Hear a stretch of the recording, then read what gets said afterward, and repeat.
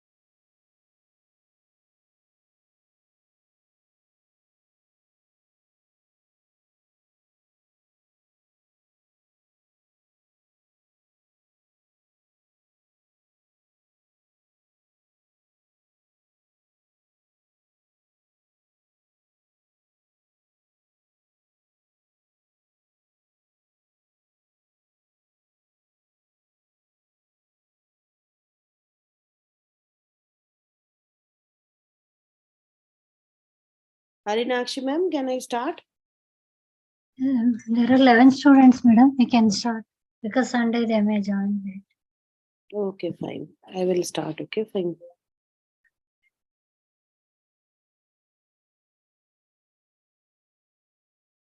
But is there any system of taking attendance and keeping a record of that?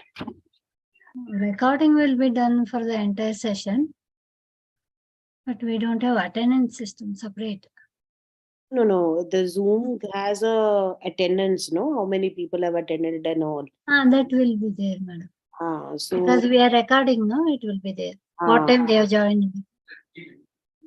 okay, fine. So I will start now. Okay. Okay, madam. Around 14 people are there, including. Okay. So good morning to all of you. What we are doing is because last, if you if you paid attention in the last session, we started with cyber security, and I gave just the introduction about it, talking about how the dark, sorry, example, this cyber security, what are the digital cyber security threat which is in the landscape. That is what we discussed. Today, what we are going to do is we are going to take look into certain case studies and also certain terminologies. So, people who are aiming to become a cybersecurity professional should know about these terms. Even as a technical guy or as an IT person, you should know that what are these kinds of cybersecurity terms which are existing in the digital world. So, we're going to start from there. Just give me a few seconds.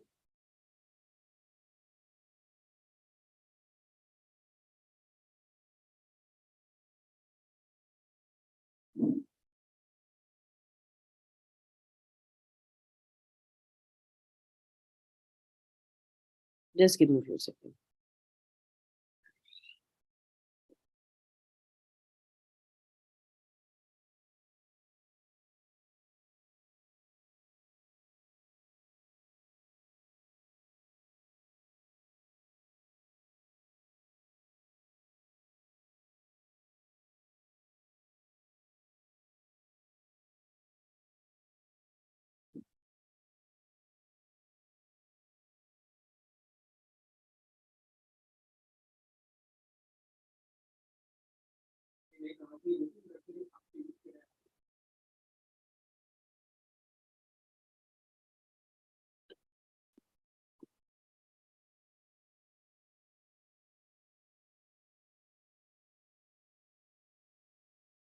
Okay, so I'm just going to share the screen.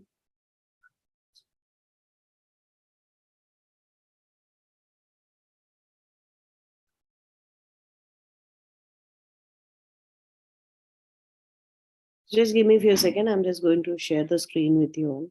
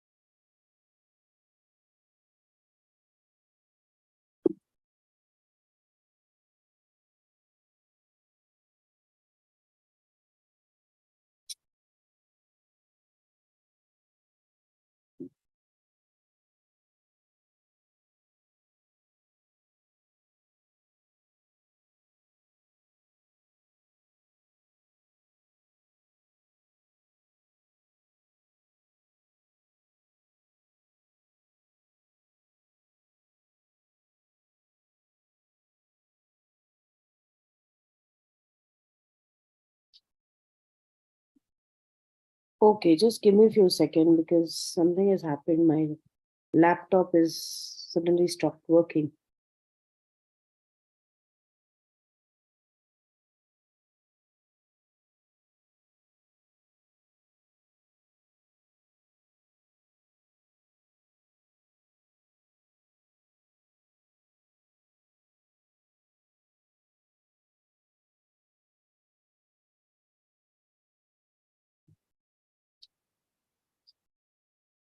Okay, fine.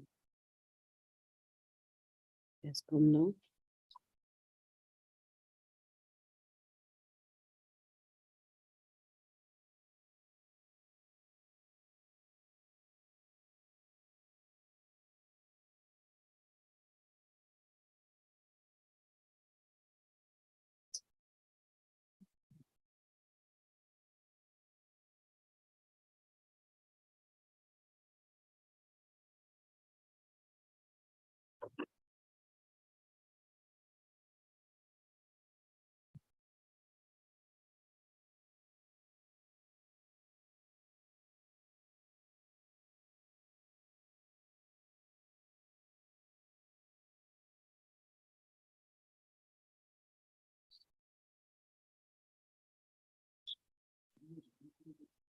Okay, so we will be starting soon. Just give me a few seconds.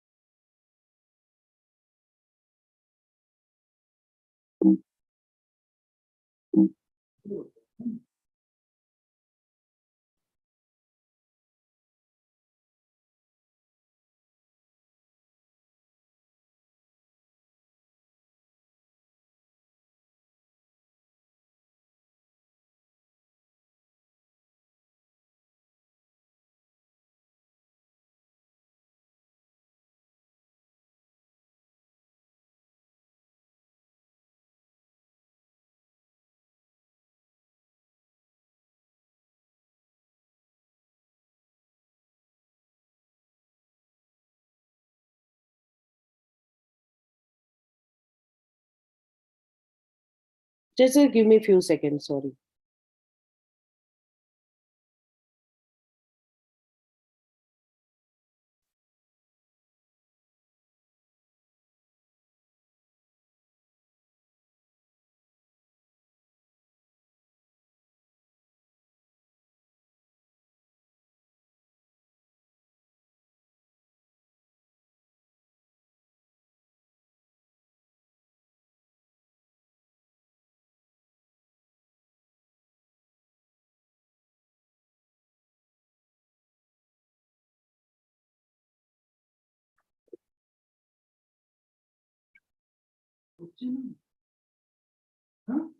Just give me a few seconds, students.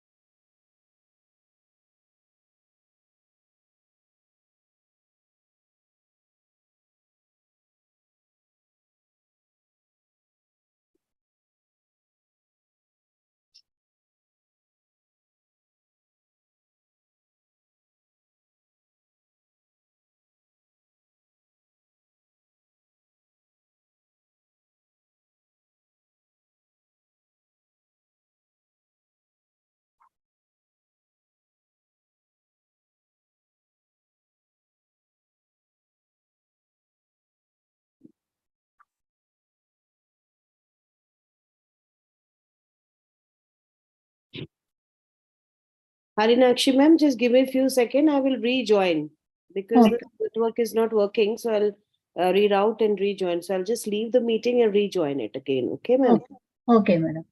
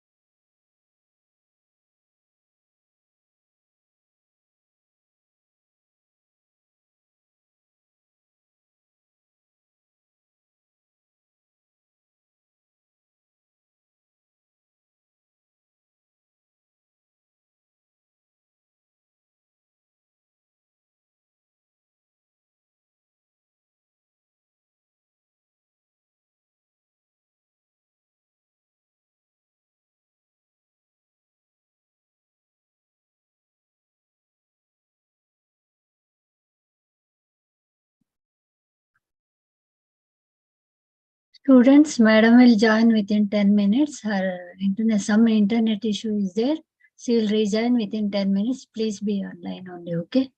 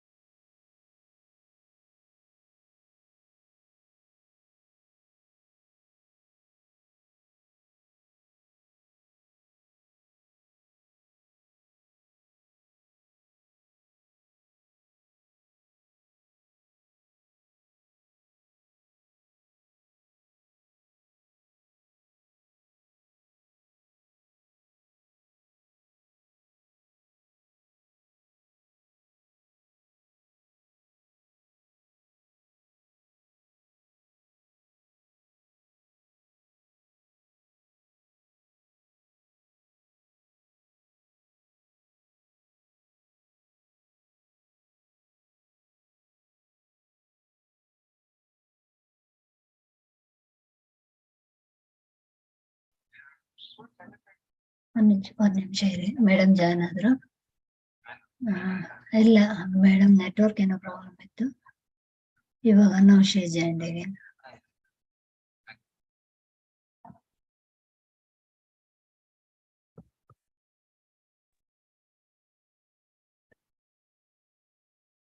Starting now. Okay. Okay. Sorry, students, for this delay. There was a technical issue in my house. The internet was not working, so I have to just go and take the internet from the other person because the light is not there. So anyway, we start now. So let me share the screen. So today what we are going to do is we are going to continue with the part of cybersecurity. And we will be actually looking into the cybersecurity certain terminologies. And what I have done is I have also come out with the certain types of cases which are very, very important. Sorry. So you people should know about those cases. That is the cases which we are going to discuss now today. And also in the last class, there were some students who were very particular and were telling that, ma'am, can we, talk about the, the deep dark web. So that is also something which I am planning to do today. I'm going to give you the introduction of the dark web, not the deep web, and we will be continuing. So just pardon me because the my in the Mac the keynote is not playing on the play mode, so I will have to show you in the slide view mode itself. Okay, so let's start with this. Are you able to see the screen, ma'am? Yes, ma'am. Only corner portion is gone. Okay. I think right side corner. Okay. Now is it visible? Yeah. Almost another one. Right side some. Okay, so let's start now. Can you see a little bit now? You can see a little bit. It's not complete, ma'am. Right side it cut. Okay, fine. Just give me a few seconds. I'll try to fix it up.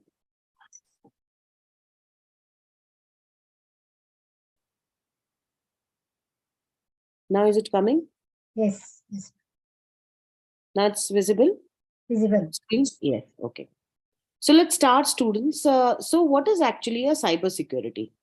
So when we talk about the cybersecurity may be called as number of things, including information security, computer security, so according to the one of the magazine called Digital Guardian, cybersecurity referred to the bodies of technologies, process, policies, practices, which is designed by a corporation or by an organization to protect the network, the devices, the program, the data from attack, damage, or unauthorized access.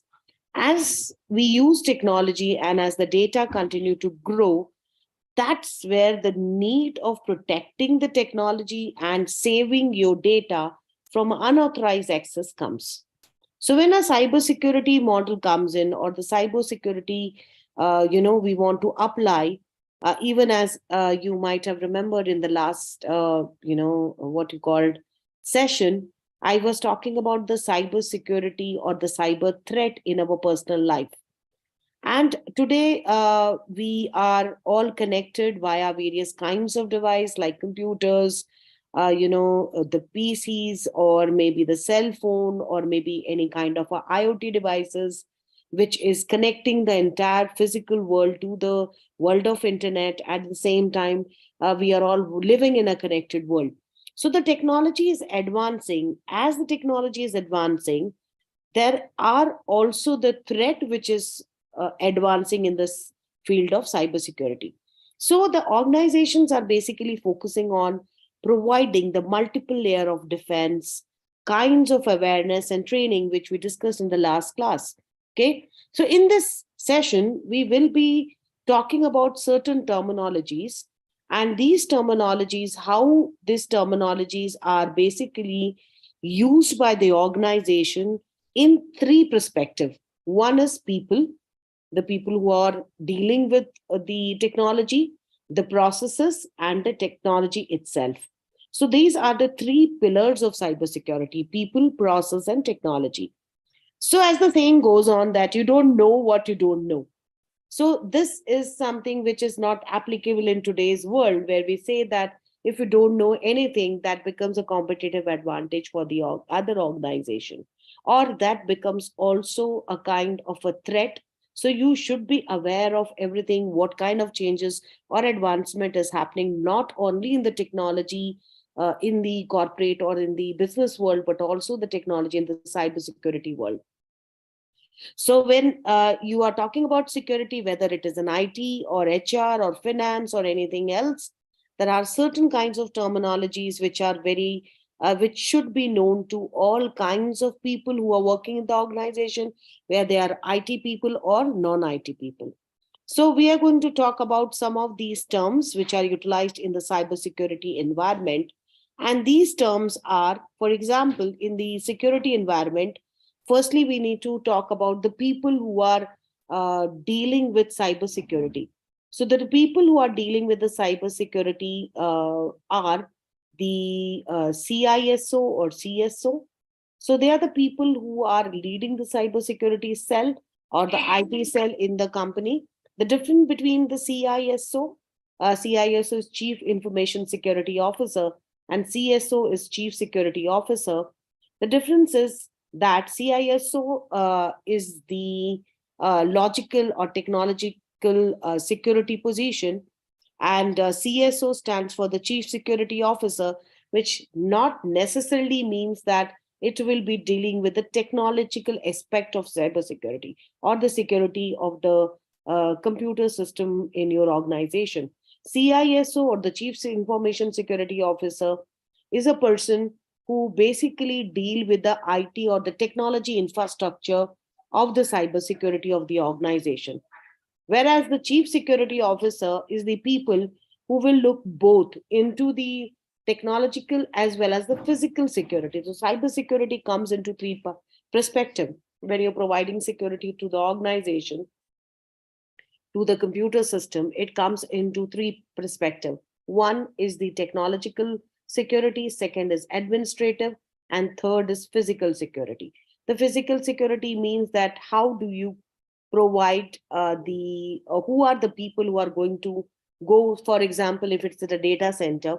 So who are the security guard will prevent people access to this particular data center physically, and will check those people.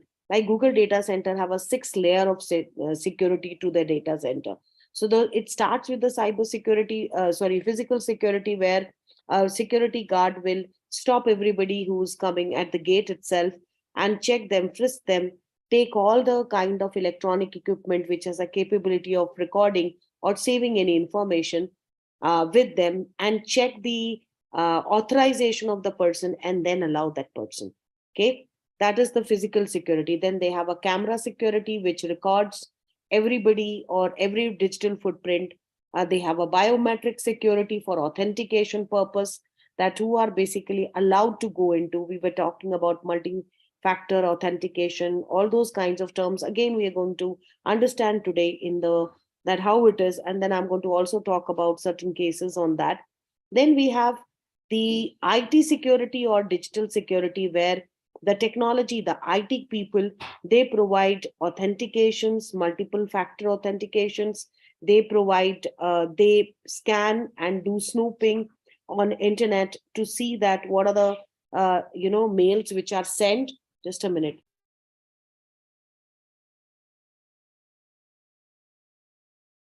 So they are the people who will see that who are the people who are accessing, what they are accessing, and what kind of data they are basically transferring or saving, whether they are authorized to do any modification of the data or not.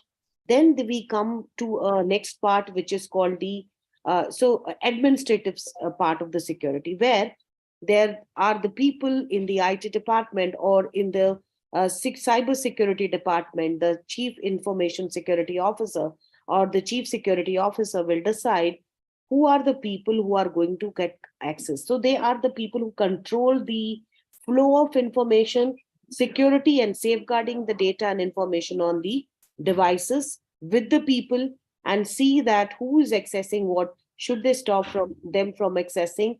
Are they authorized? Should they give them the authorization to see the data, to modify the data, to edit the data, and do whatnot? Okay.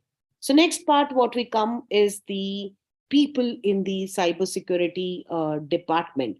So there are few terms which you people should know. I'm really sorry, this particular what you call slide is not moving on a slide view, and something has happened. Suddenly it was moving, but it stopped. When I'm using in Zoom, it is not moving. So you have to bear with me. So just listen to me carefully and what I'm telling, and then I will give you an example to understand that particular terminology in the term how it is happening. So we will talk about people now. One of the major, as I said, there are three pillars of cybersecurity: people, process, and technology. So in terms of people, we have three kinds of people who are basically involved in the world of cybersecurity, or three kinds of cybersecurity professionals: red, blue, and purple team in an organization. So we have a team called the security team, which are categorized into red team, blue team, and purple team. Okay, so let's take a deeper dive into the makeup of the security team and understand how it is categorized. So we have heard about red team versus blue team when the threat exercises happens in the organization. Suppose if some of you who become a cybersecurity professional, you will be the part of red or the blue team in the organization. So what is a red team and the blue team, and what is their work, and how we can differentiate? So what happens? Red team is a group which basically are the people who attack. Attack doesn't mean they're the cyber criminal people. They are the people who try to find out the loophole in the software application or maybe in the server, wherever the data is stored, and try to attack. So it's kind of a role play. And what they do is they basically do this via a third party penetration test. I'm going to talk about penetration test also, or via a social engineering or a kind of a vulnerability scanning. So this is conducted without being the blue team, who are supposed to be the security guard of the entire system in the organization. So they don't tell. When the red team in the organization design an attack on the system, the blue team is not aware of that. The blue team is also the cyber security team. So the purpose of red team is to find the vulnerability or the loopholes in the area which can be susceptible for attack in the real world. So the finding from such tests, these are called penetration tests, are then basically worked on, and the technology is created to create a high level of security within the organization. So the red team job is to attack, and the duty of the blue team is to prevent that attack, or to make something to kill that attack. Okay, so the blue team understand the company network, the tools and the policies, and work together to protect the company from such attack. So what they do is they do a proxy attack. Okay, they do a rehearsal, like how do we do the proxy file drill in the organization, and we do a run through that. So similarly, this is a rehearsal where a blue team will attack, red team will attack, and blue team, without, they don't tell the blue team they're going to attack. The blue team should be ready anytime to prevent this attack which is going to happen. So blue team will constantly monitor for abnormality, and when they detect that there is some abnormality, they work together to mitigate those kinds of abnormality or issues. The blue team also focus on the human element of security by conducting social engineering simulation, okay, to test the user. So many people have heard the term, when we term in the organization, when you start working, you will keep on hearing the term red versus blue team. And also you will have a kind of a new team which is existing in the today's organization called purple team. So the red team attack, the blue team defend, and the purple team is a combination of both red and the blue team coming together as one team. So red team need to disclose their method of infiltrating the network or the company to the blue team so they can better prepare for potential future attack, and the blue team can defend against certain vulnerability they discover. So this is a lesson, or this is an exercise which is done by a cyber security professionals in the organization to strengthen the security system of their organization, and also to save or protect the system from different hackers. So what are the different kinds of hackers which we there? Now we will understand the terminologies related to hacking. So hackers are black hat, white hat, and gray hat hacker. Okay. So let's start with the good guys, the white hat hackers, or in any terms, you can also, become an ethical hacker or white hat hacker. So the people who look for the vulnerability and exploit them for the purpose of reporting them to fix. That means these are the good guys who are appointed by the company to just check the vulnerability or loophole in the system and suggest a suggestion. I'll tell you, in the last class, I was telling about Mark Zuckerberg. All these peoples are hackers. They started their profession as a hacker, and then they moved to social networking site. So they are the people who are, the Mark Zuckerberg is a expert in hacking, but then he is not doing for some kind of a criminal activity to initiate the criminal activity. What he's doing is, he is a good guy who tried to protect the organization from an external threat by identifying those threats. So these are the white hat hackers, the good guys. Okay. So they have the intention of hacking is a good intention. So you may have heard about the white hat hacker, referred to as an ethical hacker, as I told. These are employed by the organization to find their areas of exploitation before the bad guys or the black hat hacker does. The opposite of the white hat hackers are the black hat hackers. They are the people who are unethical. The black hat hacker uh, are the people who find the vulnerability for their own gain. Like it can be a money, fame, or it can be any kind of destruction, something like that. So they illegally go around the security control of a particular organization system to find the vulnerability or the loophole and exploit them before a company can discover that it has been done. So they are the cyber criminals. There can be a company or a syndicate of people working as a cyber criminal, and they do that. And white hat hackers try to, you know, uh, prevent that by, or in advance, finding these loopholes. So the black hat hackers can't exploit this. So we'll look at there is a Venn diagram which is shown in the slide now at present. This Venn diagram shows that one circle is a black hat hacker and the other circle is a white hat hacker. And there is an area which is overlapping, which is a gray one. So there is a good, the white hat hackers are somewhere between the white and the gray hat hackers, I'm sorry. They may hack into the network to find the vulnerability without permission, which is technically illegal. But then instead of leveraging or taking the gain or taking advantage of what they found on for their own personal gain, they will report it to the company to help them out in the end, which is a gray area. So there is a set of professionals who are freelancers, who are not appointed by the company. These are the people, what they do is, they basically, without the company being appointing them, see, white hat hackers are appointed by people. They have a legal right to, and the company allow them, give them permission to enter into the system and find the vulnerability. Whereas the gray hat hackers are the freelancers who, without the company knowledge or without the company permission, they are the third party.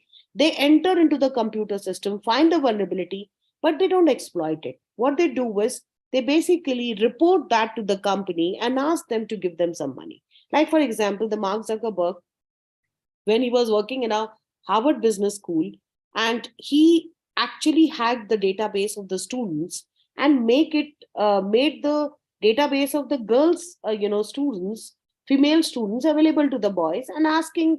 He created an app to ask them that who is the hottest girl, something like that. He did, and when it was found, the management of the college was very annoyed. And they asked him, tell us one reason why we should not, uh, you know, uh, bar you from or suspend you from the college. And he said, instead of suspending, you should thank me. You should reward me because I'm being a student. If I can hack your system and I can do that, you can imagine that how weak is your system that any a student can do, any outside can also do that. So he didn't use it. So the gray hat hackers are those people whose work to find out a loophole and enter the system without the permission and tell the people and get some money from them. Okay, to not to exploit, just get the money from the organizer by making them aware that there is something which is existing like this. Okay, so this is called these are the few terms which I wanted to explain you. Now let us understand one very, very important term, students, which we all are very, very concerned about, and that is called privacy. Now, one of the very, very important aspect of human element of the security is privacy. And understanding how to protect your own information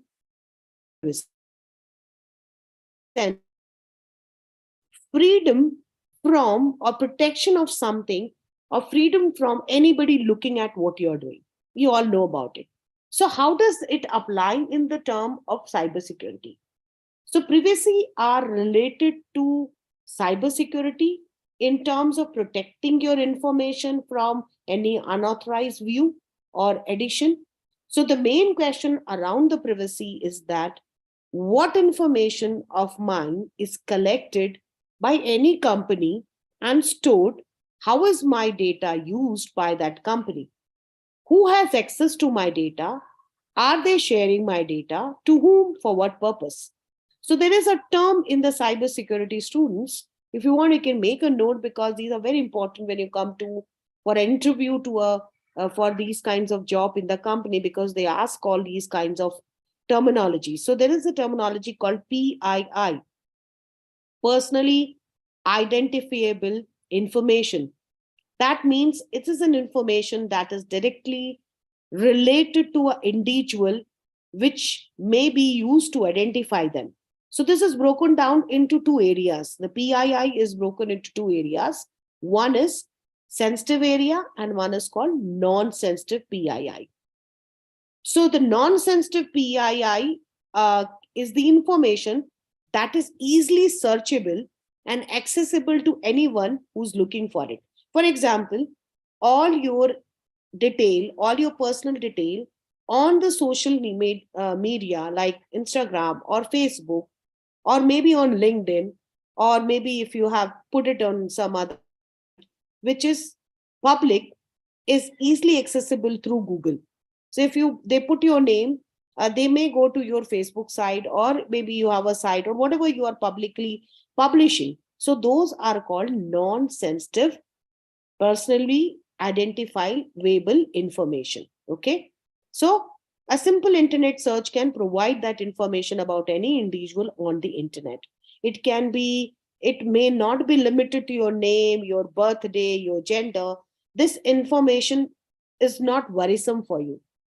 And you are okay with people knowing your name, your gender, your maybe sometime your address, all those, but maybe you're not okay with people knowing your mobile number. So that will become a sensitive PII for you. So it differ from people to people. So what kind of information do you want to hide, and what kind of information you are okay to be accessible by anybody on internet is the issue which we talk about in the privacy. So non-sensitive PII is easily accessible information. Now we'll talk about sensitive PII. Sensitive PII is the information which should not be searched or which should not be accessible by someone. It can be related to a personal information about a person. So in the social media, you will try to publish the information which is non-sensitive in nature, and like your name, your picture, or whatever you wish to do it. And certain things which you will which is non-sensitive PII, you don't want people to access it, you will hide it, or you will not publish it. Okay, similarly in the organization also, not every data they want people to know.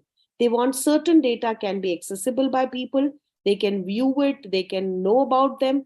But there are, for example, if you go to a company website, you'll find about their history, their timeline, their product, their services, but you will not find their processes.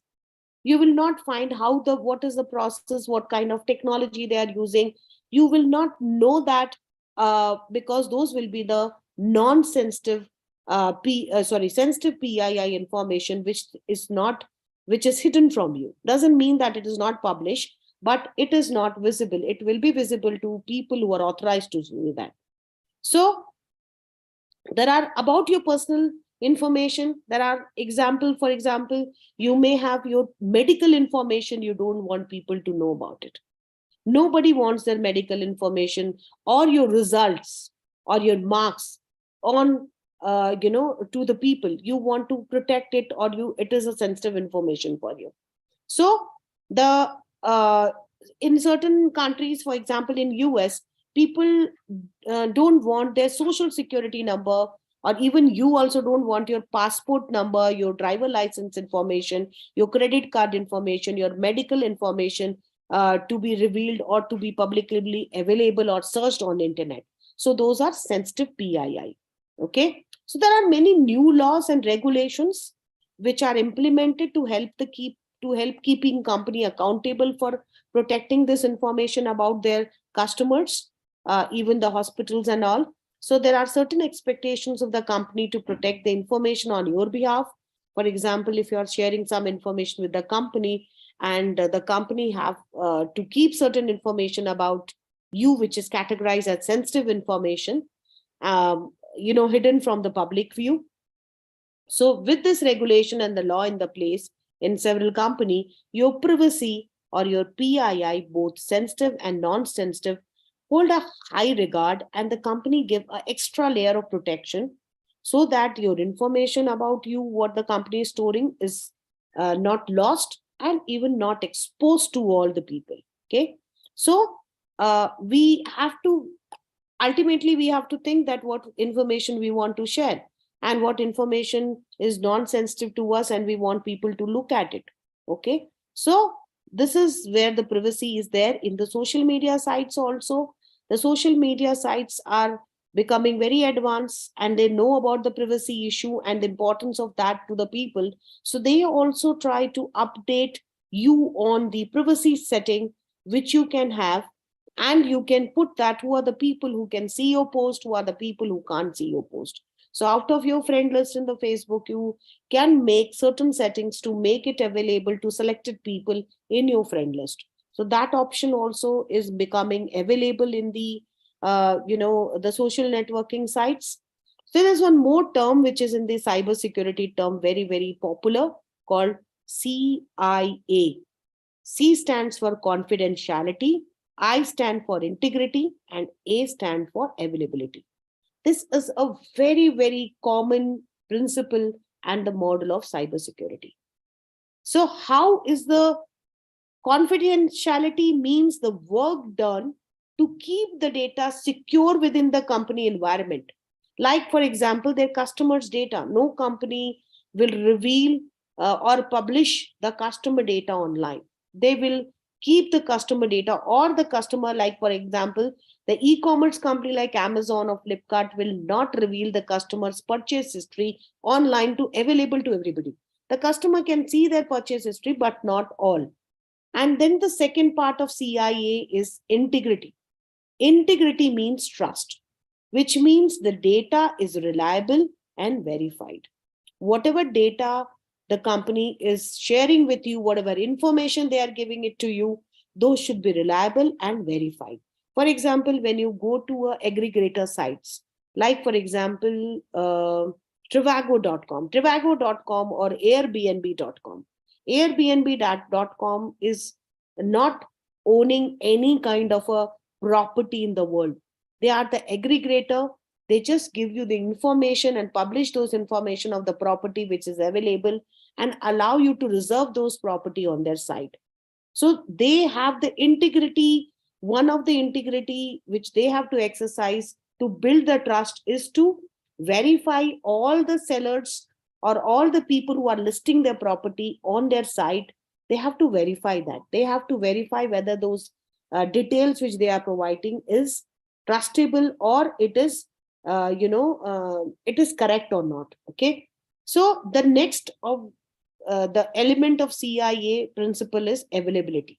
Availability means that data is available to the authenticated user as needed and when needed.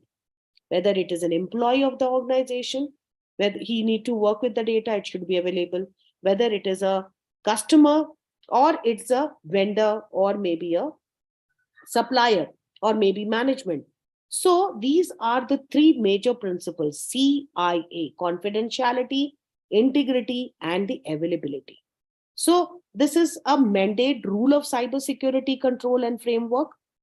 So there are certain kinds of cybersecurity framework and control which are, directive guideline for the cybersecurity professionals to, know about it. So that also give an instruction how to maintain a secure environment in a company. So there are some mandatory controls and the framework which a company follows, which are applicable for all companies, like for example, GDPR, Journal Data Protection Regulation. And then there is something called HIPAA, which is for medical information, protection of medical information. And there's something called PCI. Okay. So these are the controls which are basically a guideline for a cybersecurity professional to create the policies, procedures, and the standard. So also for whenever they're giving an access control or permission to someone to access the information online. Okay. So when we are talking about, your called GDPR, Europe is the country in 2017, they came out with GDPR, General Data Protection Right, and they made all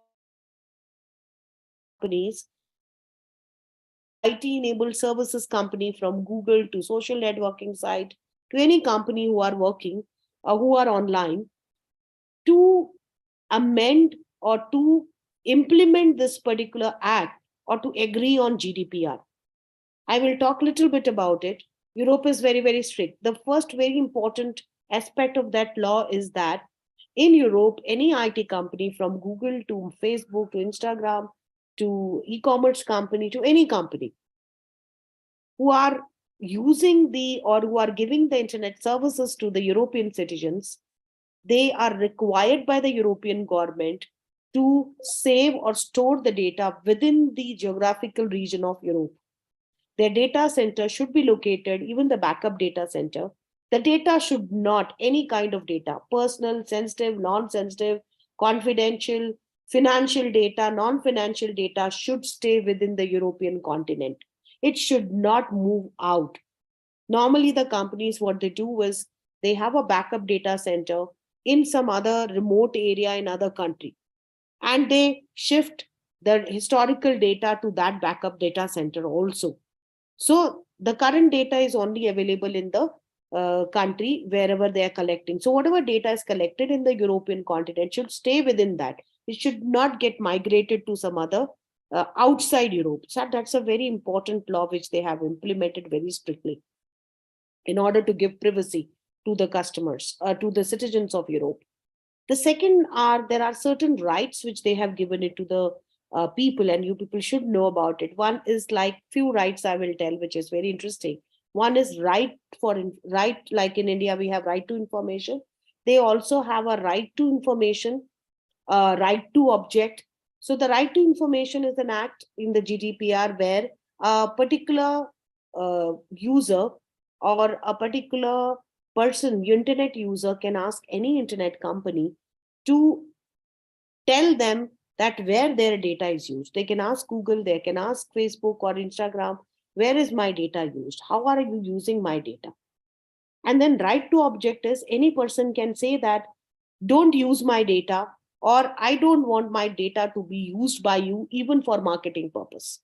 So they can object. There's one more very important law called right to be forgotten. Right to be forgotten is a law which says that my data should not be available on internet. If somebody want to search me on Google, so my data should not be available. And this is the right to be forgotten law is also implemented in India. And this is because one of the South Indian actress has actually bought this, made the Supreme Court, come out with this IT Act called Right to be Forgotten for the Indian citizen also, where she had she was trolled online, and she was mentally and psychologically getting affected, and she didn't want people to find herself online. She wanted to become anonymous online.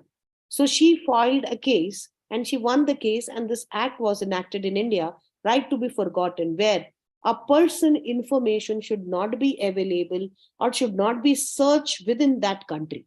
Maybe you can use a VPN or Tor to find the information, because the information is there, but it will not be published in that geographical region. So GDPR give that particular right to the citizens of European to protect their privacy. In India, we have only one particular act which is strictly followed, which is the right the financial data should not move out of India. Rest every data is shared, especially NSA is doing that last time. I will talk about that case also today in the session. So next is a HIPAA Act. Also, the HIPAA Act is also a very important act, which is basically related to the medical field. Then we will talk about one more term, which I discussed in the last session, if you remember, called MFA. M for multi-factor, M for multi, F for factor, A for authentication. Multi-factor authentication.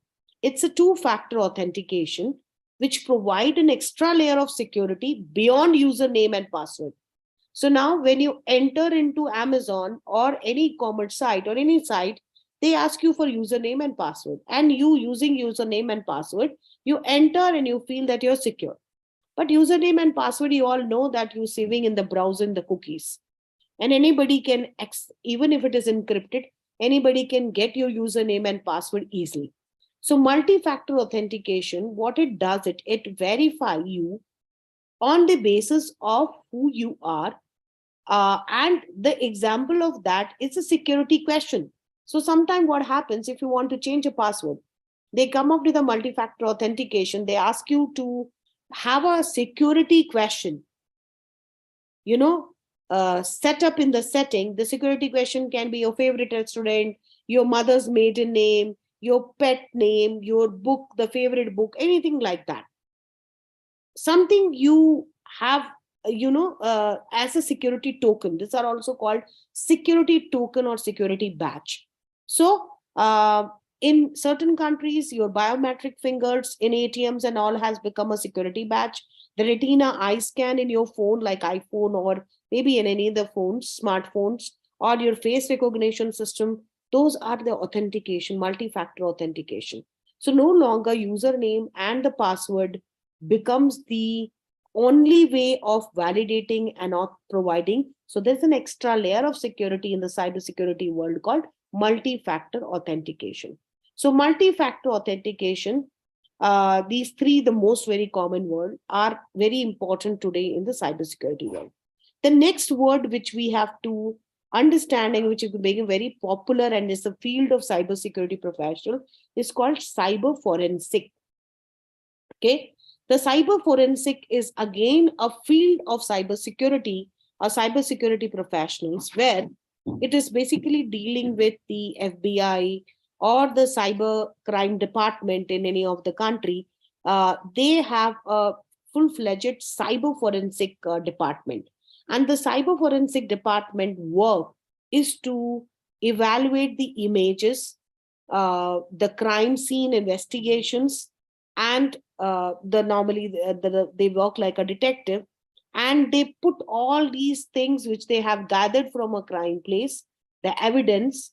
I'm not talking about the real crime place in the murder. I'm talking about the crime place as a computer or as a system. And these evidence from the devices are gathered by the by the computer forensic, and they preserve it, and it help them in doing the investigation. So these are digital footprint. So these digital evidence are collected by cyber forensic department to deal with that. Okay. So computer forensic investigator is one of the line students which you can take, very interesting one. Okay. And these are the software forensic application and technique to examine, to see or evaluate the copy of targeted system storage media, the hidden folders, unallocated disk space, for instance, damaged and deleted encrypted files. They look for that. So there are certain encrypted files with the people who might have kept in their phone so that nobody can access that. So these investigators find evidence on digital copy in the form of digital copy, and they record it in the finding reports. One more term which you people should know after this is called penetration test.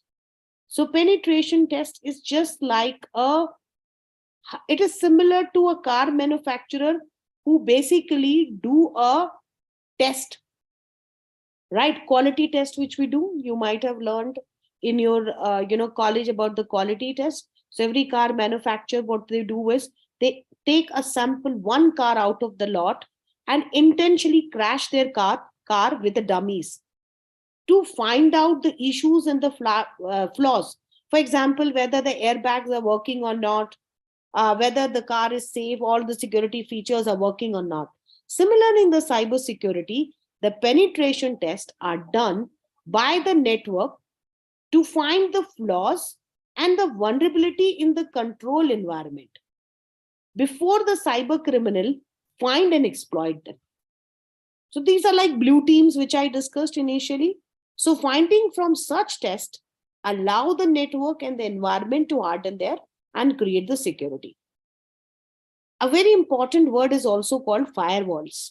The firewalls you might be learning, you might be creating as a cybersecurity professional, the cyber firewall by using certain technologies.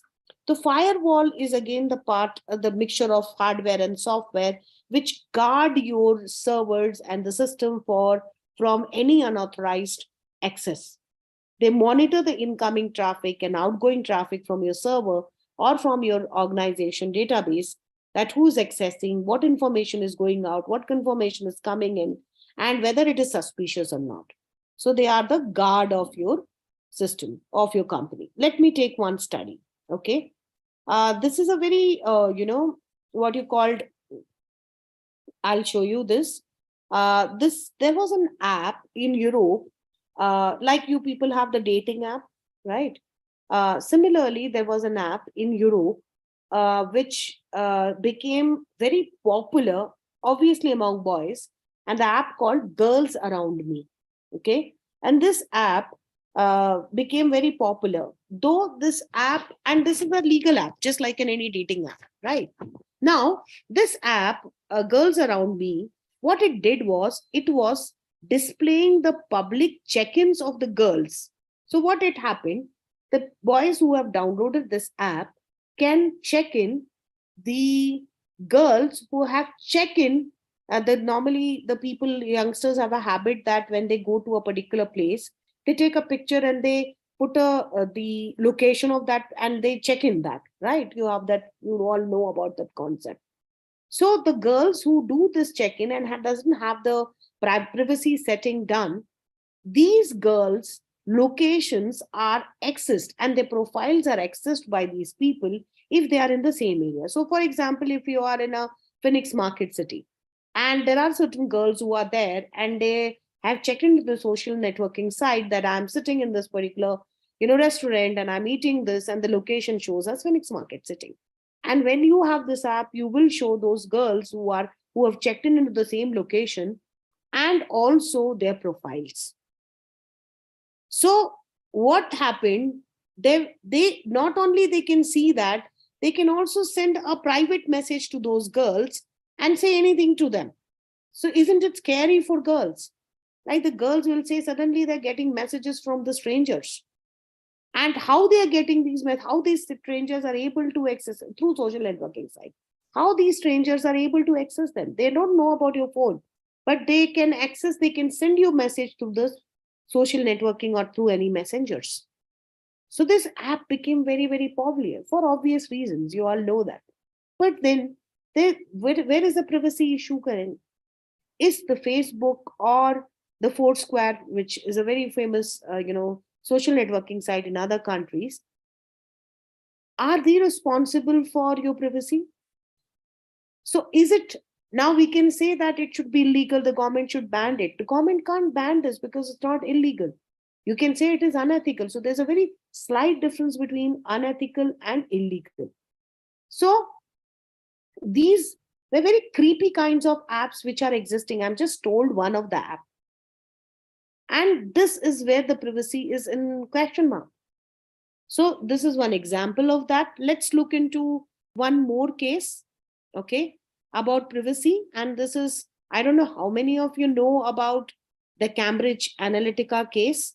The Cambridge Analytica is a very, very famous case in terms of privacy.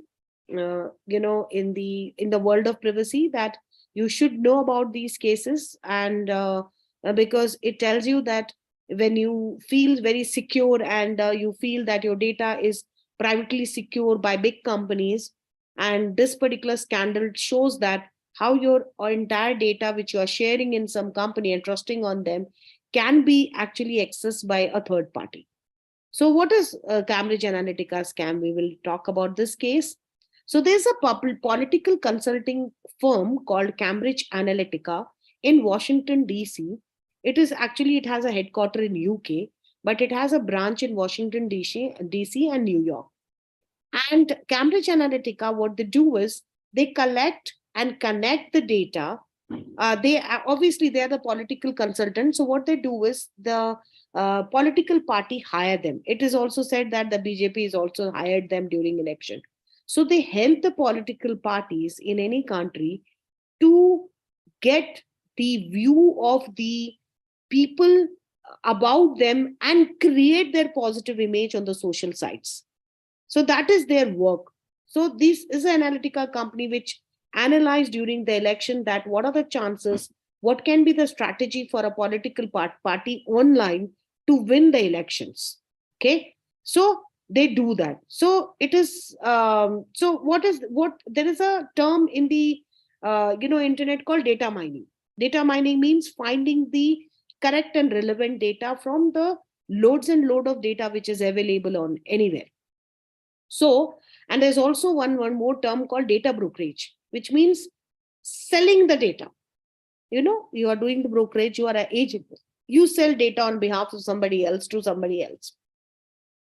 So these are the things. So what Cambridge Analytica, what they did was they were accused of being manipulating information to sway the election, especially when Donald Trump has won the election. There are a lot of theories which came. They said that Donald Trump has actually hired Cambridge Analytica to gain popularity in the social networking site, or influence the people through social networking site to give him the vote. And in this also there was one more theory which said that even Russian government has helped them. So Cambridge Analytica, basically what they did, the scandal was with the Facebook. Now how they will get access to those data, or the account holder of the Facebook in US to influence the US election? What they did is they gathered the personal information from over 50 million Facebook profile and in California, and these 50 million plus Facebook profile, they had access to it. The Cambridge Analytica didn't actually have a authorization to access this, but what they did is they did something called scrapping, the information stealing in a way. So they created a system. What they did was in 2014, the Facebook launched actually a quiz app that asked the Facebook user certain questions. Okay, the Facebook user used this app and filled up these questions, The app would actually also collect, because in the app, when you're doing a quiz, obviously they'll ask you for some your personal information, your name, your email ID, sometime your mobile number, and other things, right? So the face this information, sometime they may ask you also to refer this to a friend, and they may ask your friend's email ID also. And most of the time we do that unknowingly, that how it is going to harm you or invade your privacy. So Facebook, uh, Cambridge Analytica company, created one particular quiz and launched this quiz, the political quiz related to election, before election, and launched this quiz on the Facebook quiz app. And Facebook, you all know about open API and all, closed API, application program interface. One particular app can actually interface with the other app and get some information. Like, for example, Uber and Ola can interface with your Google Map and get your location from there. So that's how this particular quiz was launched by the Cambridge Analytica on the Facebook quiz app, which was accessible, and Facebook didn't find any harm in that. And it was accessible by Facebook user, where the Facebook users common information which they ask and which easily they provided was available. But more than that, what Cambridge Analytica did, they just went and breached the trust of the company, of the Facebook as well as the users, and they steal certain more information like social security number, their mobile number, which they were not allowed to access. So through this, they secured those information, and they personally reached and sent SMS or email to these people and did their campaign, which actually influenced the election campaign in US. So Facebook, now the question is, because this entire information was stolen from Facebook or taken from Facebook, Facebook is the company which was put into in the front line, and they have to face the brunt. So the FBI were questioning the Facebook, Mark Zuckerberg went, and it became a huge case, and the Cambridge Analytica name came. And this is how this case became so big, and people started questioning about placing their trust on companies like Facebook and all. And where is the privacy going, and how their privacy is invaded by big companies like them. Okay. So what I'm going to talk about is the various other kind of terms. So when we are talking about certain other kinds of terms in the organization, so there are certain theft of sensitive data, just like now I told you. So many organizations, their trade secrets are the crown in their jewel. So every company try to protect. For example, Coca-Cola, like they protect their secret formula of the Coca-Cola syrup.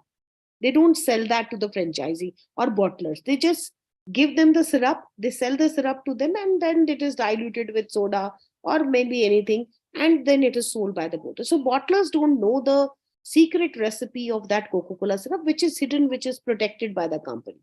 So similarly, every company have their trade secret, and this trade secret, their financial information, all these they safeguard against the target or against the criminal or any kind of a malicious insiders who can take their data and sell their data to the competitors, or maybe to the foreign government, like defense secrets and all those.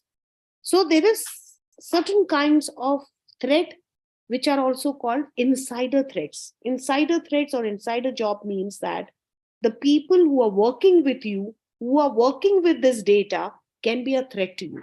You never know a person who's planning to leave your organization. Before he leaving, he may steal or he may take some data and sell it to the competitors. And certain time, what happens? The competitors hire a person who have access to these data, to just he hired that person only to get that data from him. And there is one more threat which is very, very important, apart from stealing data by the employee or leaking this data to the competitors in terms of gaining some financial gain. There is one something intentionally done by the insiders or by the employees, which is called induced downtime. So time is money, you all know that. Today we are living in the world of now economy. We want everything now.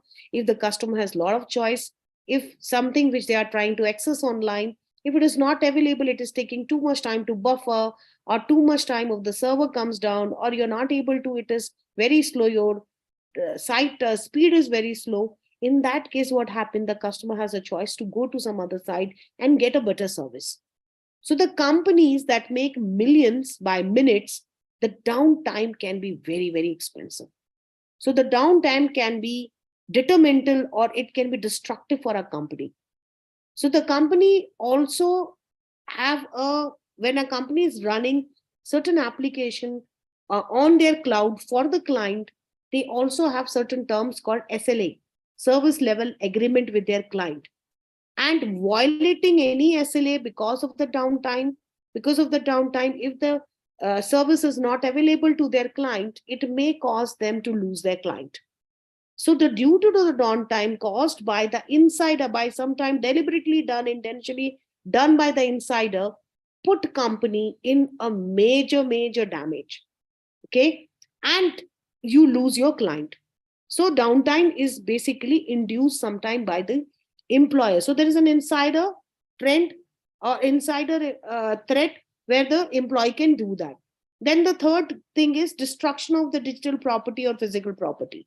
So destruction of the physical property is less common by the insider attacker than the destruction of the digital property by the insider attackers, like damaging the sensitive data, making you lose, the company lose all the sensitive data, killing or just, deleting all the data permanently.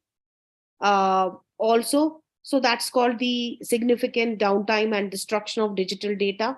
It can be a financial data. Just imagine a bank losing all kind of financial data or all kind of data deliberately or damaged by the employees. What will happen to the bank business, right?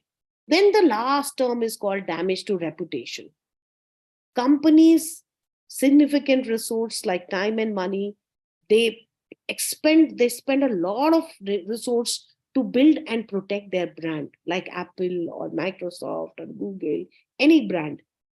Within a minute, a malicious insider attack can cause investor and client to lose the confidence in company's brand.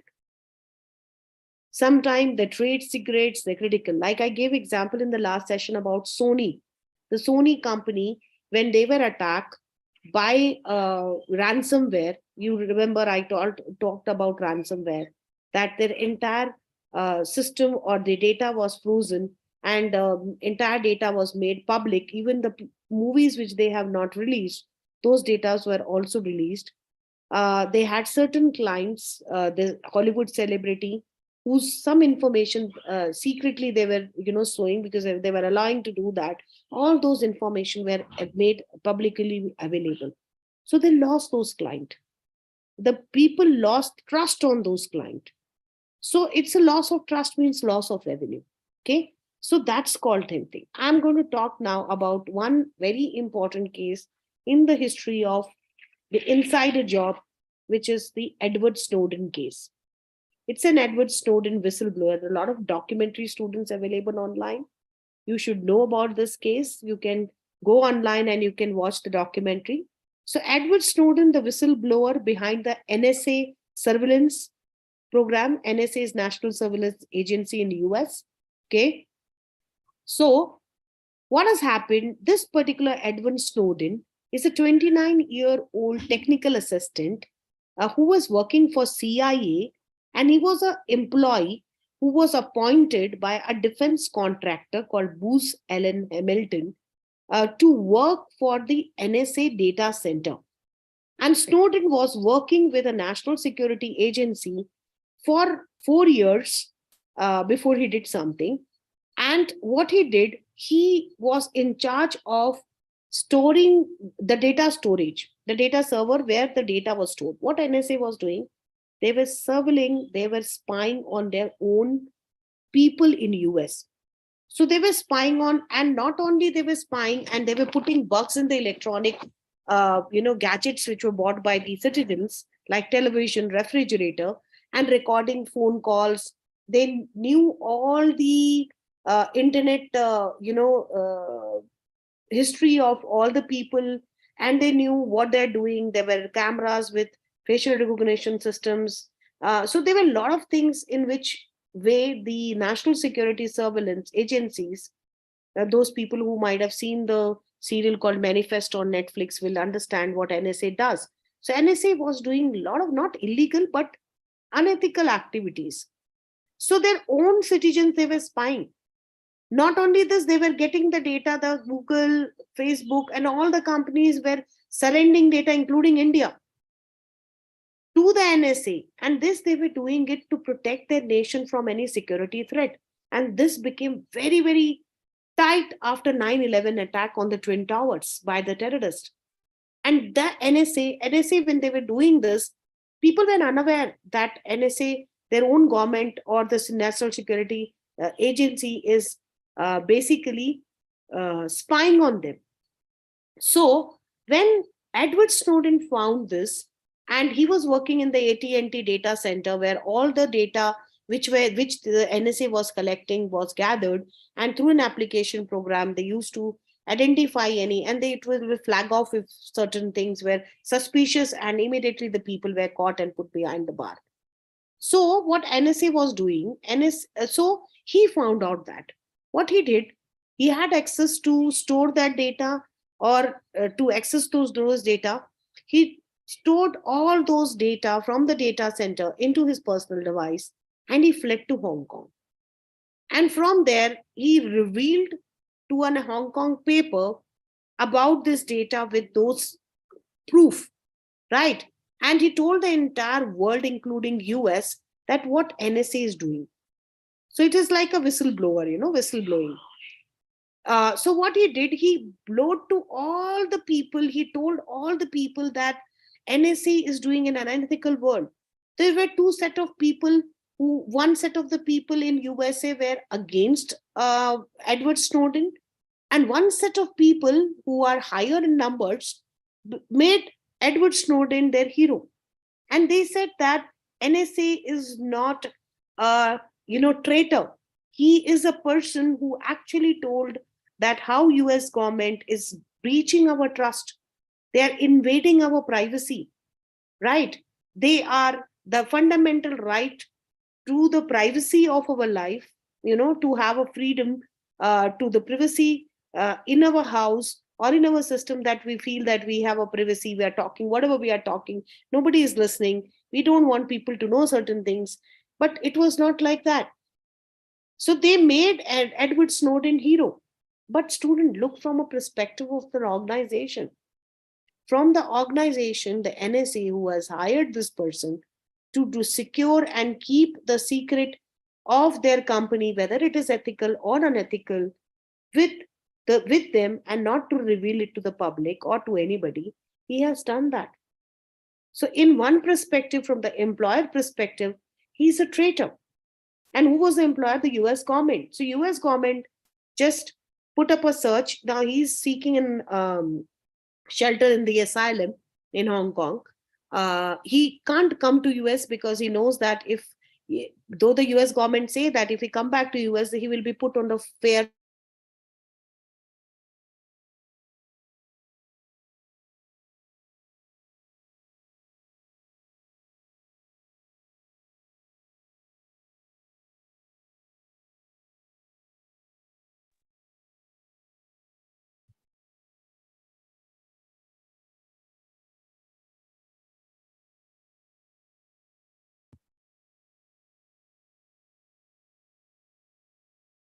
government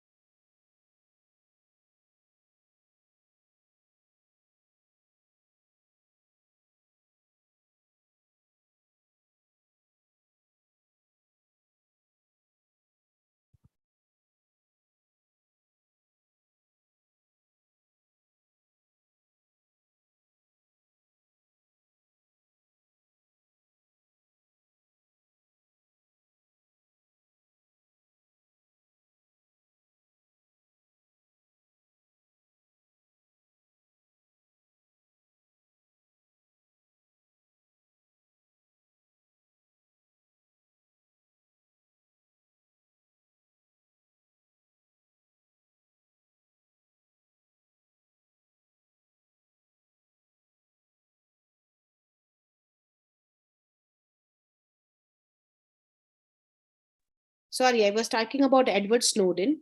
So how Edward Snowden basically, was had created a kind of a situation in the US where people started protesting. Nowadays, we have not a kind of a physical protesting. There is some new term which has come out which says that people can go online and do a digital, protest also, or digital rally also. That is what was happening on that time. That people started protesting. People started going, saying that NSA is breaching or invading our privacy, and they basically tried everything. So when we look into this particular case study, students, we as a management students or as a business students, you should look from the two perspective. One is that whether the person or the employee who's revealing your entire information to competitors, or maybe to the people outside, or maybe to the, like how Edward Snowden has done.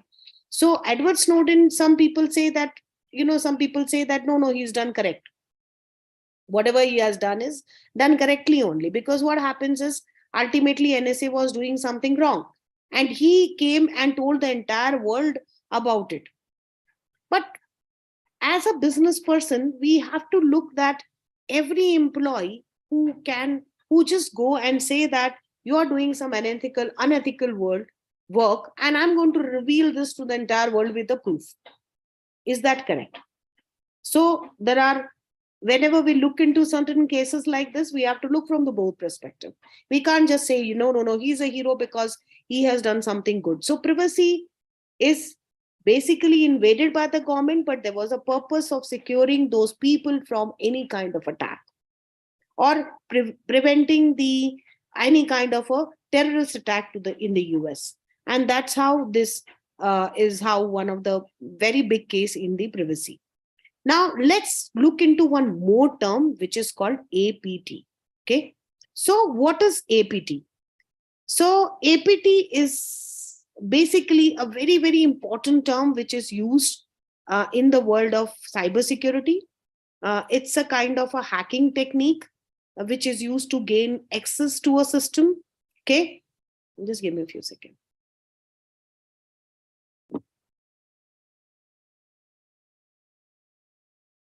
So, any idea what is the full form of APT? Not API, APT in the cybersecurity term. Anybody who can write? I actually spoke about APT in the last session. So APT is basically, if you want, you can please understand these terms very carefully, because all these terms are used when you are working as a cybersecurity professional. So it is called advanced persistent threat. So APT is advanced persistent threat. This is basically a threat in the form of what you call the sponsored group. That means the people who are sponsored by somebody, maybe by a company. These are the attacker or the criminals who are sponsored by a company or by a particular organization to do these kinds of criminal activities. Okay, so those are called the APT. So this is a particular term, and sometime what happened, most of these people are kind of a big threat. As I said, advanced persistent threat. So these are hacking technique which these people use to gain access to your system. They remain inside in your system, or they may work in your company as an employee, and they may potentially provide do some kind of a destructive act or damaging act. For example, before 9/11 attack, what has happened is it was found that $1 million of transaction, the financial funds were transferred from to an unidentified location, because the people who knew this attack is going to happen, They actually joined one of the company in AT&T company, an insurance company, in the building, the Twin Tower in America, in 9/11 attack. And they worked as an insider, and they knew that their attack is going to happen, which is going to damage all the evidence, all the digital evidence. So they transferred these money. So those are called the APT. So they will strike your system from inside. So from inside, they will try to crack your system, and you may not know, right? So it is just like some insect which is within in your furniture, and try to harm your furniture from inside, and suddenly you never know it, from because outside it looks everything is very good, and suddenly your entire furniture falls. Okay, the same way these remain undetected until the damage is done. So that's called the APT. Okay, next we'll go to the some terms in ethical hacking. So ethical hacking, as the term suggests, is an important area or a field of cybersecurity where a person can become an ethical hacker. Anybody can do this. It's not necessarily that you need to know you need to have a good knowledge about the coding. Without coding also ethical hacking can be done, but you need to know and work with certain tools. And these ethical hacking positions are very, very lucrative position in the organizations. Every organization is looking for the ethical hackers or white hat hackers who can work with them and try to conduct an ethical hacking activities, investigating the websites and the server for any illegal activities. And they analyze, they basically come out with that. And this particular word was first time used in MIT in 1960, when a group of computer science students who were actually working on artificial intelligence, they basically tried to hack the MIT system and find out the loopholes. And they identified. So there was a professor who made a particular project for the students and told them to do that. And that's where he named those group as an ethical hackers. And that's where the ethical hacker word became very, very popular in the world of cybersecurity. So the goal of these ethical hackers are totally different from the black hat hackers and even from the gray hat hackers. Okay, so the black hat hackers, as I told you, they basically work on the dark web, the dark side of the internet, which I'm going to discuss in the last part of my session. So these ethical hackers also sometimes work with the government and the industries, and they also work as a freelancers. They are hired by security companies. They do penetration test, which I told you. They break into the system of the company. They try to find out also the internal threats, right? As I told you about penetration test, you all should know very well now what is penetration test. So ethical hackers diligently or deliberately look into your computer defense system and try to find out the vulnerability in that, and try to improve the computer company's defense solutions. So these are the people, like for example, I was telling you in the last session that Ankit Fadia, you can watch his YouTube serials. It is even in FTV, the MTV also, he used to come up with a serial, very famous and popular one called What the Hack, and he teaches you about hacking and all. He's one of the celebrity ethical hackers, and he was into the team of India who went to US to track Osama bin Laden. Right? I told you in the last class that how the cyber terrorists are very tech savvy people, and they come up with innovative, solution. They are the people who are most active in the dark web. You're talking about dark web in the later part of the session. So these ethical hacking are done sometime. Even the companies can train the in-house IT train professionals. Sometimes they outsource also. Outsource is little expensive. So basically what they do is the company hire the ethical hackers and give them salary. And these white hat hackers are basically the people. So you require a lot of skills and for this. And these white hat people are the people who will continuously work with the organization, try to fund the vulnerability. They are paid. It is a very highly paid job. The skill which is required is the ethical hacking tools. They need to know how to deal with that. They need to keep themselves updated with the new threats in the cybersecurity world. They need to have a lot of patience and persistence. They need to even have a good code of conduct, because they should not become criminal, because they know how to do this. And they also should be the part of a professional team members. So these people will also become a part of a world organization, certain kind of organization, while they are certifying for becoming an ethical hackers. Okay. uh, Very important test which I told you about, the penetration test, is very important. Ethical hackers use some tools and techniques which they feel that black hat hacker might be using.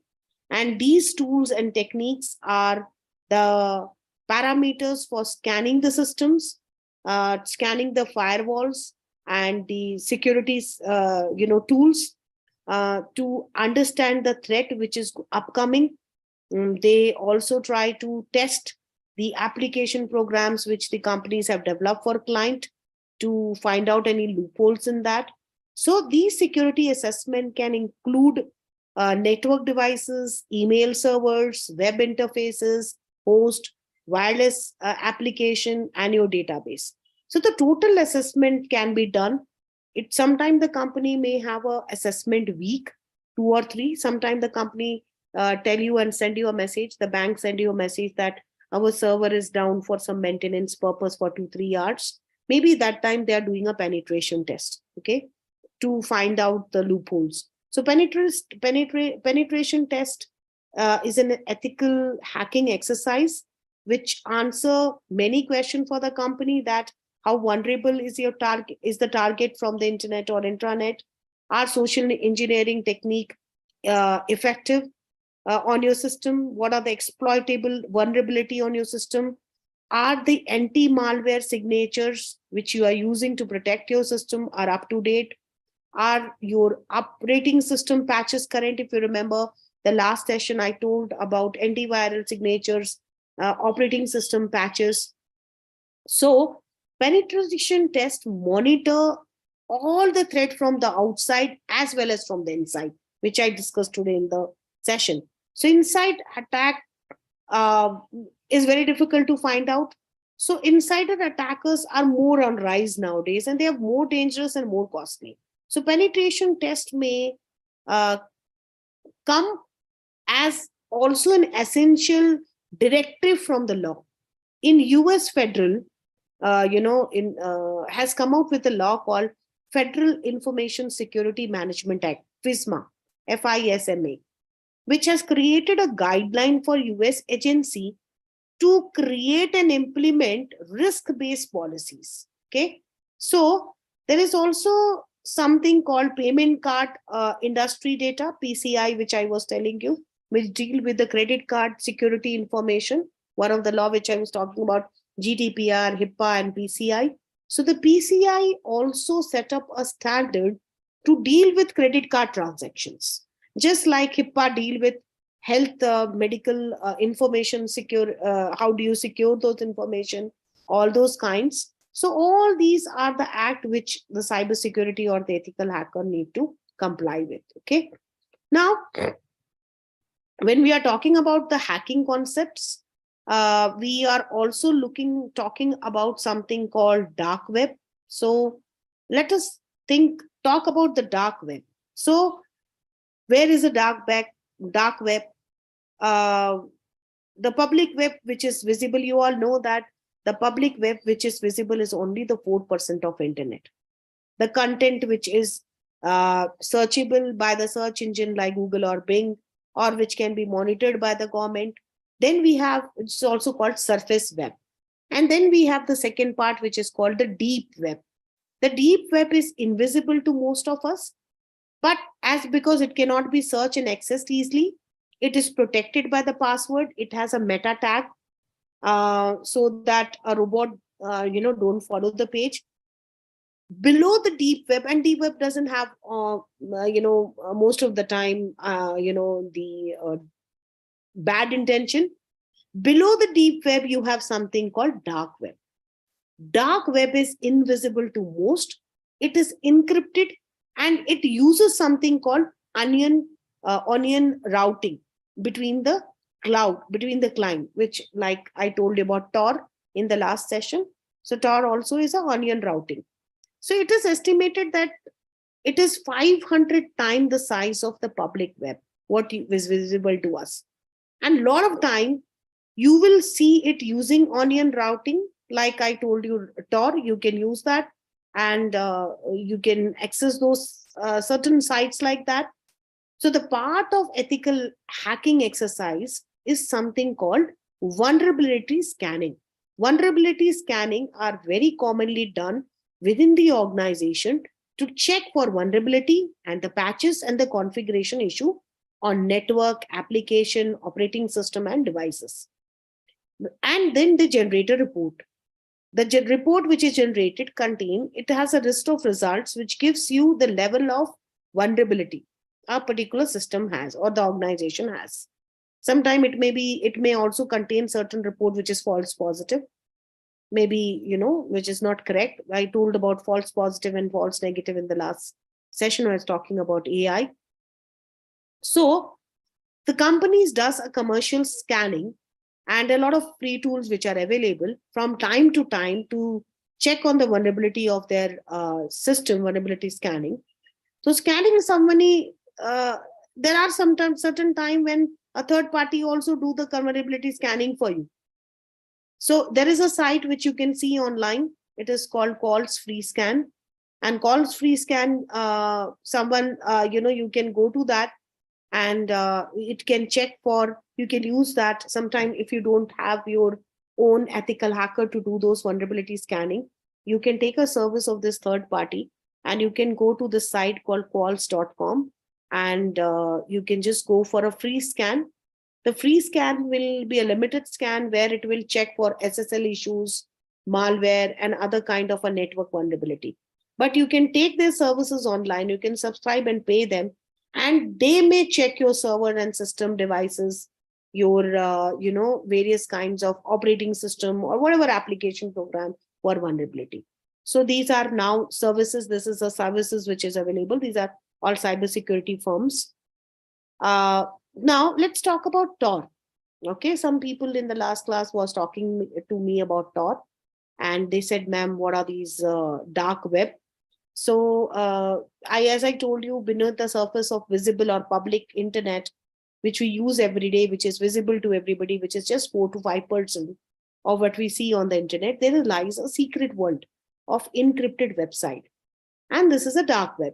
So dark web is a collection of a website that use encryption technology to hide in the plain sight. So users seeking access to these sites use a specialized tool, maybe the Tor browser, to create a connection to these dark website using strong encryption that protect their communication from anybody. Like I told you in the last session, that it will hide your IP address, it will create a new identity for you. So nobody knows who's accessing their site. So main benefit of Tor connection is that they guarantee anonymity. They hide your identity.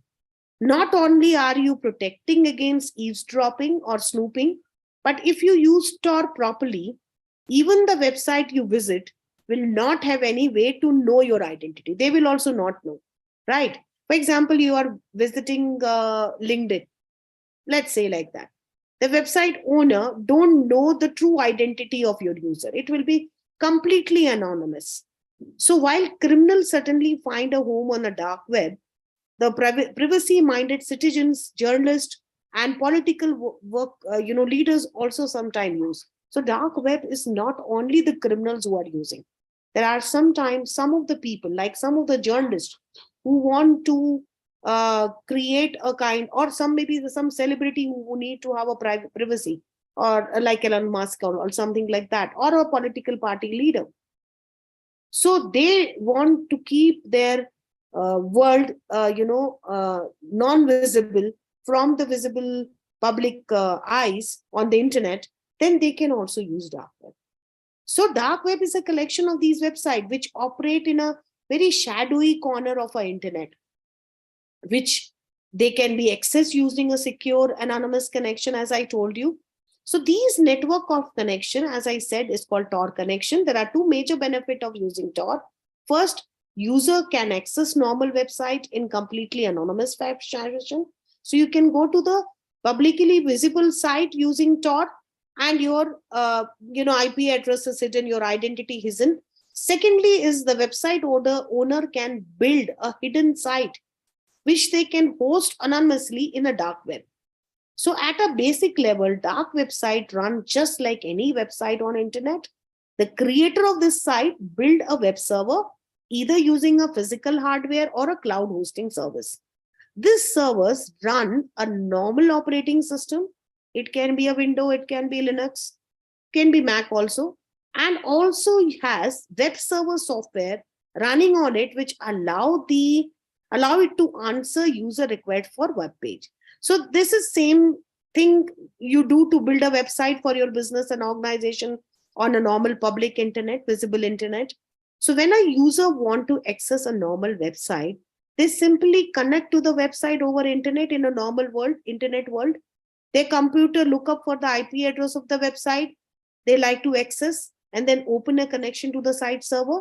The site then send back a web page user request, and user know where the website is located from that IP address information, and the website also know the IP address of the user who's trying to access that site, and they can store the IP address information in their log file for that. This is the normal how the normal internet website works, right? But when you use a dark web, you replace the internet in this diagram with a Tor network. The Tor network actually runs over regular internet, but it replaces the direct connection between a user and a web server with a maze of encrypted connection between the web server, the website, and the user who's trying to access the website. Right. So the Tor user can access any website on a regular internet, as I said, using a Tor browser.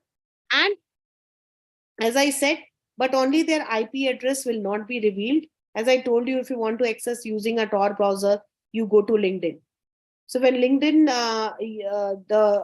receive your request, the LinkedIn will not know the real IP address of the end user. The LinkedIn simply knows the return address on the Tor network.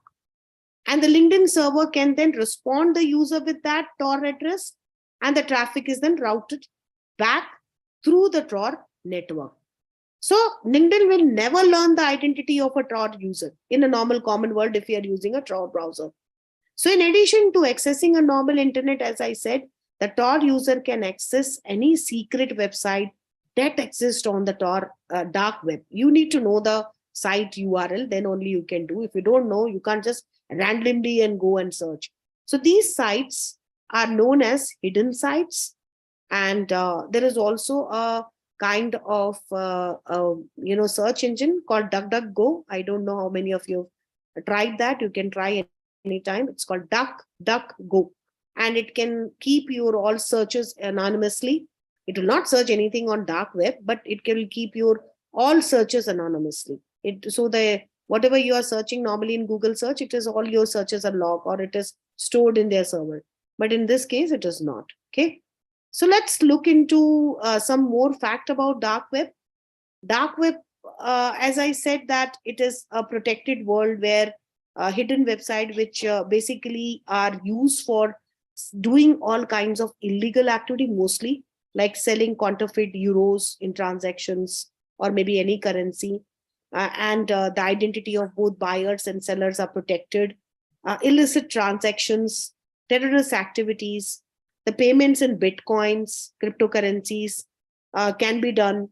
Your shipping address, the buyer is going to need to provide a shipping address for the fake bill and all those kinds. So physical locations are also non-traceable in this.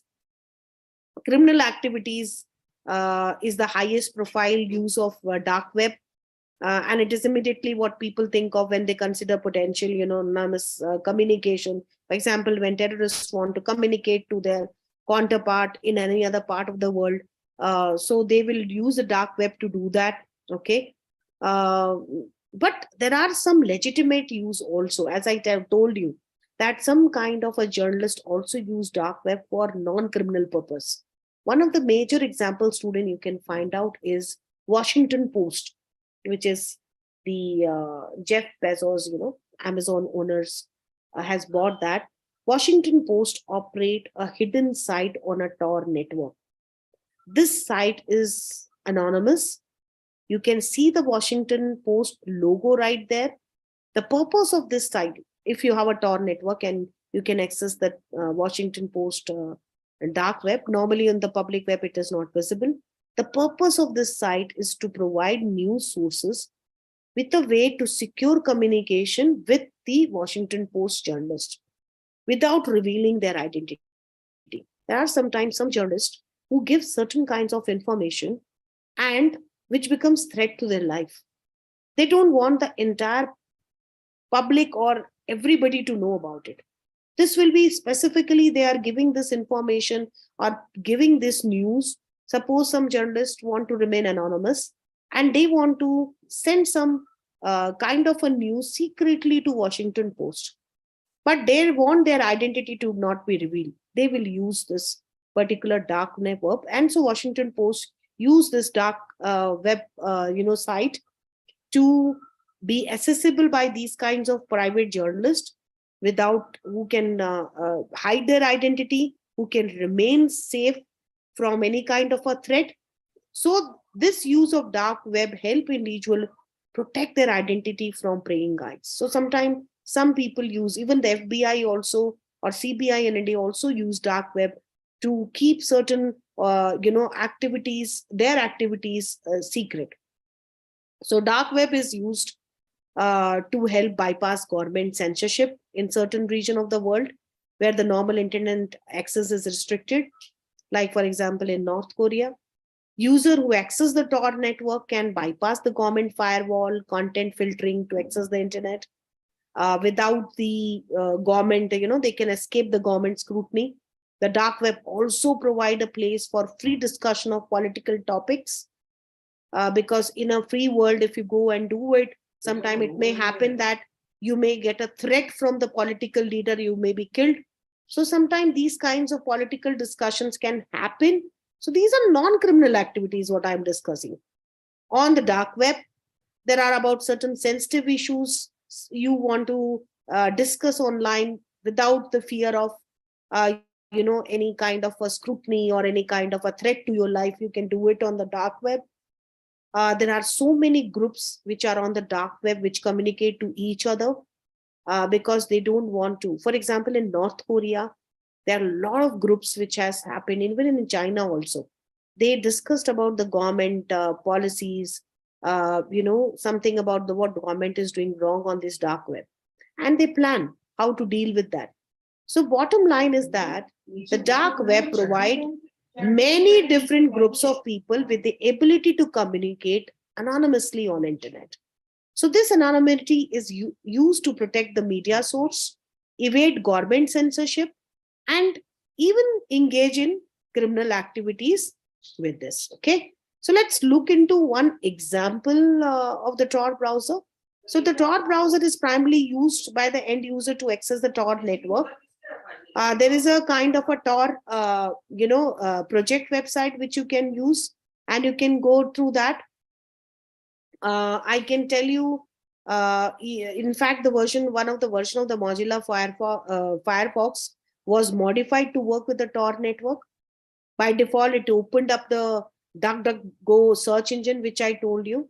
And you can see the browser has a normal address bar and the address bar to navigate the normal website. You can even visit a dark website like dark web website like Washington Post. So you can do this. I'm going to tell you some of the website which I found. So there is a website which is, just a minute.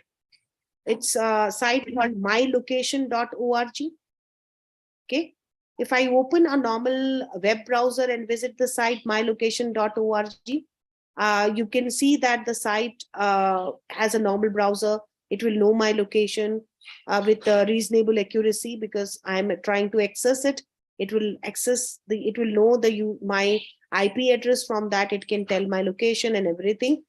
Let's try to visit the same site using the Tor browser. And you will see the location of the location using, if you're using, just a minute, Tor browser. Even if I'm using the Tor browser from India and accessing, it will show California. It will change my identity. So it will create a geographical anonymity for you. So this is what is a Tor browser all about. The last part is one of the case studies on the dark web. So there is a very famous case study. You can find a lot of information about this case on the internet. It's called Silk Road. Silk Road founder was called Ross. Ross Ulbricht is one of the most famous criminal, story on the dark web. It has actually introduced a law. He was actually introduced as a law-abiding people in the dark web, but before his arrest, people knew that he's a very big business person. He's doing everything. He's a law-abiding citizen. He has created a website which has more than 1.2 billion, dollar sales for illegal drugs and other product. And he had used a cryptocurrency basically to do the transaction on his site. And the Ulbricht is from Austin, Texas. He became a boss. He has done his graduation actually from University of Texas in 2006. He earned his master degree in social engineering and IT. In 2011, he wanted to actually open a normal e-commerce site, but he learned about dark web. He did a lot of study, and he entered and created a site called Silk Road, named after the trade route which link Europe and the Far East. And the site existed on the dark web, which had a content to access specific software and configuration. And this particular site used to sell people drugs and a lot of illegal products. Right. So basically, it came into, public eye when 6 people died using of drug which they bought on the site, including a young man in Australia who jumped out of the window, and the police then found out, and they did investigation, and they found that the person who died and who committed suicide by buying a drug illegally, which was actually illegally, it was not available in Australia. So he went on the web, on the Silk Road site on the dark web, and bought that. When he bought that particular, just a minute. He was arrested. This particular person was arrested. So this is, if you can see, if you this Silk Road, is one of the very sensitive case on dark web. Okay, so students, I may stop it here, and I may take some questions if you have any. I'm sorry, I was not able to do. I tried a lot, but I think some problem with my system and internet. I could not show you the PowerPoint. Maybe I will share this PowerPoint, all these PowerPoints on a blog. I have a blog. Next session I'm going to share.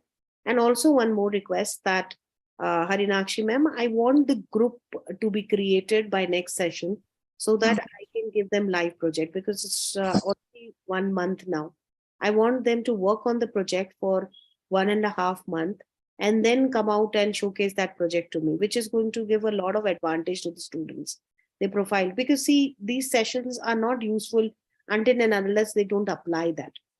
So the live project, like how we did in the last batch, the live project is going to make them be very useful for them to add certain credit to their profile. And if they do live project, they will be interested in session also. And they will know how to apply the concept learn in their offline as well as this online classes to a live project to develop something. Okay. So can you give me the name? students? Ma'am, can I come in if with your permission? Yes, sir, please. Sorinakshi ma'am, is there any issue? Have you discussed with the college? They are not ready to give the group any issue? You're No facing? issue. Madam, Nisha madam has told she'll share the group list. Because see, what madam is telling, students are going to learn better, no? Yes, Our yes, for objective that is only to get to the students. I spoke to her, sir. She Ah. told she'll give. Tomorrow Okay. again I'll collect from her if Just it is. collect it so that we can Madam start. is- No, now slowly they will start giving assignments, because if they don't do assignment, it will be just a monologue. No, they will teach, they will go. It will not do justice to the project. We want them to really become good. So I think Okay. Nisha ma'am, are you there? Yeah, Nisha ma'am. Yes, of course, sir. I'm here, sir. Ma'am, See, Anita our ma'am, objective, how many members in team you are expecting, ma'am? ma'am, it is up to you. I think madam has told you, no, 10 to 50. I don't know. Anita ma'am 20. can always answer this. I don't know. Ma'am, if you have a huge number of people in the batch, then in that case, having 10 people in a particular group will be very less, because then we'll have many groups. And Yeah, of course, in ma'am. order to monitor them, will become very difficult for us. So you can have Okay. 20 people in a group. And Okay, 20. yeah, you Same can, thing we have discussed. yeah, so you can make 10 groups. So what happens, Nisha ma'am and Harinakshi ma'am, we can collaborate, and then we can give them a project. We will help them in developing this project online also. I will guide, and offline also. The faculties who are trainers over there from Kionix, they will help them to work on those projects. And this project is helpful even for the faculties in Kripanidhi, because as the teacher or the faculty, they need to also do some projects and go for publication and patent. So if you never know that there can be a patent which can be registered from this project. This is not only useful for them but also for the teachers, and the students will also take active interest in the session and in the learning if there is a project where they can apply this concept. Otherwise, And this, ma'am, let me tell you, madam is very well connected with IIM Bangalore and other big institutions.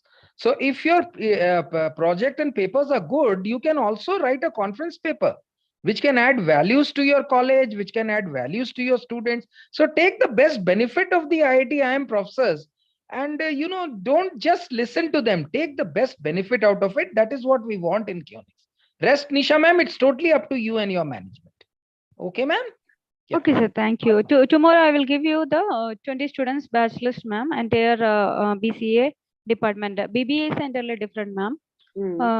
This project when you are taking. So computer science altogether linked only will come. Artificial intelligence, cyber security, big data, cloud. It is connected only. So we can collaborate all the students together, and 20 batches I will divide. Tomorrow I will give the list, ma'am. yeah, because what has happened in the last batch, we gave them projects center wise, and all of them have done wonderfully. Because if we keep on doing this kind of a session which is one sided, the students will no longer have their interest, they will lose. So let them do something and present also, so we also know that what they are learning, they are able to apply that in the real life projects. So I believe in that. What we'll do is, once the group is formed, I will give them the project and the offline trainer, and we can together work with that. And we'll give 1 month time to the students. Maybe most probably by December end, we want the students to complete the project and present. And then we can rectify, we can modify in between, that there is some more improvement required. And then we can go for the next step of, filing for patent if it is too good, or maybe for publication and all. So students get benefit out of it. It's just not the certificate, let them also do. And these all projects are highly regarded in corporate. I have so many friends in corporate. Even I see the placement people, they feel that the students who have live project done or who have patent, they have a high opportunity for employment, or they are more successful in their professional life. So let's focus on project. As I said in the initial session, the project centric learning, they should be doing that instead of just listening to lectures and forgetting and just forcefully making them listen. We make them do project, they will keenly be interested in all these sessions, because they have to apply these concepts in those projects. So once you form the group, Nisha ma'am, what we'll do is we will identify I will send you the list of the project also. You know the students well because you're interacting physically with them. You can ask or you can make the students know about that project. I will write some synopsis of that project and let the student take on their choice. We will not force them to take the project which we want a particular group to do. So a list of project depending on number of, suppose if you have 20 groups, I will give you 20 projects. Let the students choose the project on first come first basis. You help them in choosing depending on their caliber and their competency, and then we work together and come out with a good outcome. Okay, ma'am. Okay, ma'am. Okay, ma'am. I can understand. So that's all for today, Harinakshi ma'am. So best of all, best of luck to all the students for their learning. Go ahead with their learning, learn, and then what we can do is we can meet next week and we can discuss about project next week, ma'am. Harinakshi ma'am and Nisha ma'am, I'm going to if the group is formed, we will be discussing firstly on the project, how to start with the project, how to go about, what are the phases of the project. Because a project is not simply randomly you're taking some topic and going. The students should have a knowledge how to deal with these projects, how to start, how to from the ideation to the implementation and prototype, everything we have to have a phases of the project, and every phase we will have a deadline. You and we can monitor them together and see that whether the students are filling. Otherwise, if we leave it to the students, I know the psychology of the students won't work till the last date. And if there is no incentive attached to it, then they will feel that even if we do this project, what is a point? Are we getting any marks? Are we getting any certificate? What is the benefit if we do this? Why do we put No. an extra effort to do that? Anita ma'am, if you allow us, I mean, we can always certify them with an extra project certification, which can be, given to them as an incentive. And the best project, I think they can give a paper, or you want an additional certificate from Kionix, we can give as a best project, or we can be the best student or a best teacher, best faculty. You let us know what That I think that, see, Sarit sir, there will be all incentive always help in motivating people. So Sure, if sure, we are there, ma'am. You just suggest us, we will arrange the certification. have a best whatever. trainer and the best teachers, if the teachers also get associated, and if Sure. you also get a certification, the best project, and in that their name comes, always they will also have a good benefit drawn out of it. And the student, Harinakshi madam, please take it up in the file. We will move it in that fashion. Okay, ma'am?